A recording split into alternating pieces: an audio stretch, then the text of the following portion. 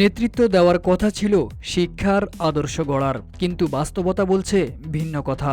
ছাত্রলীগ যে এতটাই নিচে নামতে পারে তার আরেকটি প্রমাণ দিলেন বিতর্কিত সাবেক কেন্দ্রীয় ছাত্রলীগের সাধারণ সম্পাদক সিদ্দিকী নাজমুল আলম।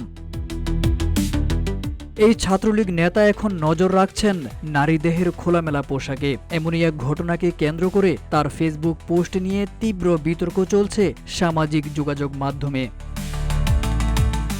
সাম্প্রতিক সময়ে আর্টিফিশিয়াল ইন্টেলিজেন্স এআই ব্যবহার করে অন্য নারীর ছবির উপর অভিনেত্রীর ছবি বসিয়ে সেগুলো ছড়িয়ে দেওয়া হচ্ছে। কিছুদিন আগেই চিত্রনায়িকা পরীমনির এমনই কিছু ছবি ফেসবুকে ঝড়ের গতিতে ছড়িয়ে পড়ে। এবার একই ঘটনার শিকার হলেন অভিনেত্রী শবনম ফারিয়া।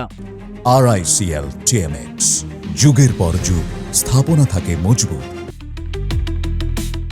এক নারীর চেহারার উপরে তার ছবি বসিয়ে সেগুলো ভাইরাল করা হয়েছে।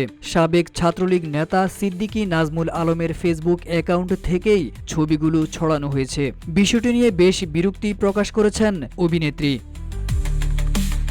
ছাত্রলীগ এই নেতাকে বুড়িগঙ্গার পানিতে ধুয়ে দিয়ে ফারিয়া নিজের ফেসবুক অ্যাকাউন্টে লিখেছেন, এবার এক গন্ডার বড় ভাই এই আপার ছবিতে আমার মুখ এডিট করে বসিয়ে পোস্ট দিয়েছে। আমি বুঝলাম না এত কষ্ট করে এডিট করে এই ভাইয়াদের আমাকে এত খোলামেলা পোশাকে দেখার ইচ্ছা কেন। খোঁচা দিয়ে অভিনেত্রী আরও লিখেন, আমি তো এমনিতেও স্লিভলেস পরে ছবি দেই, এগুলো যথেষ্ট অশালীন না লাগায় ওনাদের হতাশা দেখলে মাঝে মাঝে আমার মন চায় এমন কয়েকটা ছবি তুলেই ফেলি। প্রমিস করে ফারিয়া লিখেন, পরবর্তী সময়ে বিদেশে ঘুরতে গেলে আপনাদের এই এডিটিংয়ের কষ্ট কমিয়ে দেওয়ার আপ্রাণ চেষ্টা করব।